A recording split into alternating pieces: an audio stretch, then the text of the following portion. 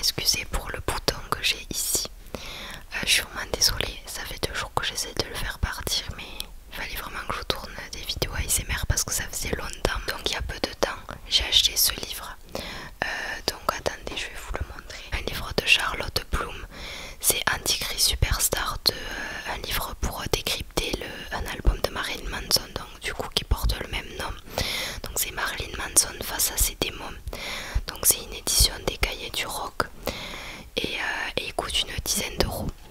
Donc voilà, big up à Mohamed qui m'a offert une carte cadeau pour Amazon où j'ai pu acheter ce livre. Et j'ai pu, du coup j'ai payé les frais de port et j'ai pu avoir ce livre grâce à lui, donc merci. Voilà. J'ai l'impression que ce rouge à lèvres me fait les dents un peu jaunes, c'est bizarre. Bref, et comme marque-page, j'ai une règle de Spider-Man que Aude elle a trouvée, je crois, il me semble. Donc du coup, puisque j'avais envie de vous faire une vidéo ASMR et que j'avais envie de lire le livre, je me suis dit pourquoi pas vous faire un ASMR avec un livre. Je vais vous lire ça maintenant. Ça va être compliqué de tenir le micro plus le livre.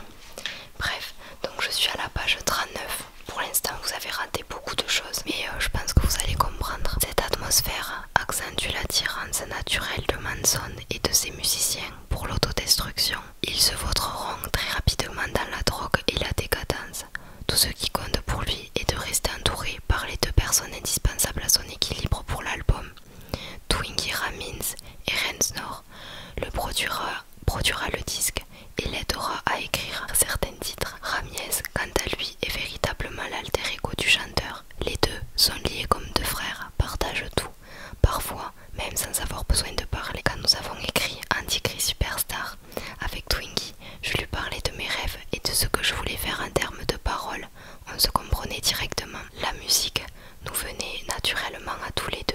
Dans le passé, j'avais l'habitude de composer avec tous mes musiciens comme un vrai groupe, d'une manière très démocratique, où tout le monde apportait sa partie, réunis dans la même pièce.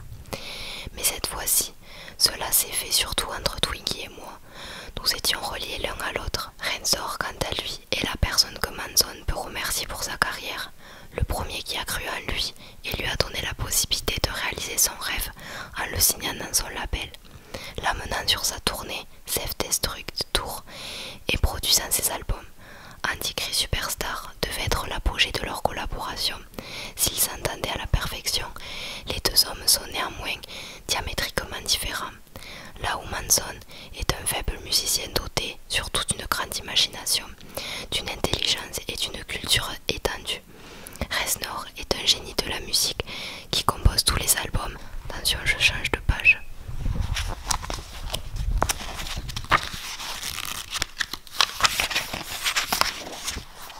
Je lis encore 2 pages et après je ferai des bruits de pages.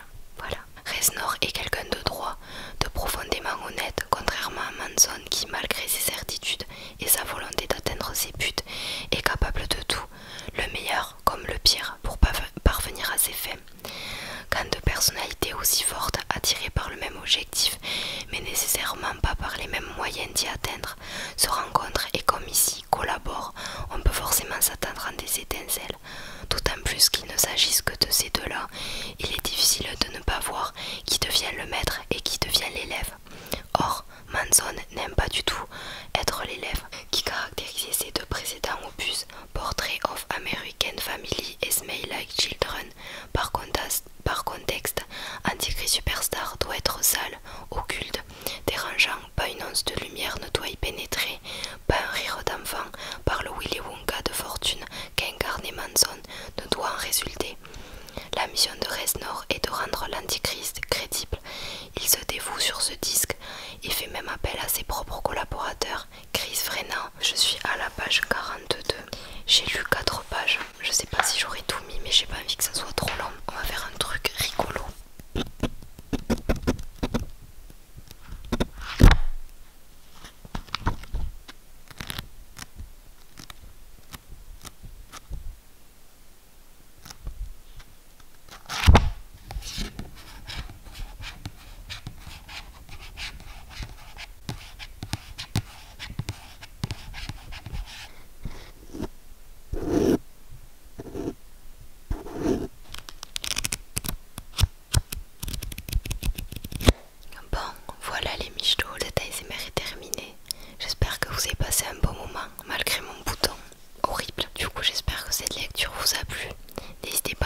si vous voulez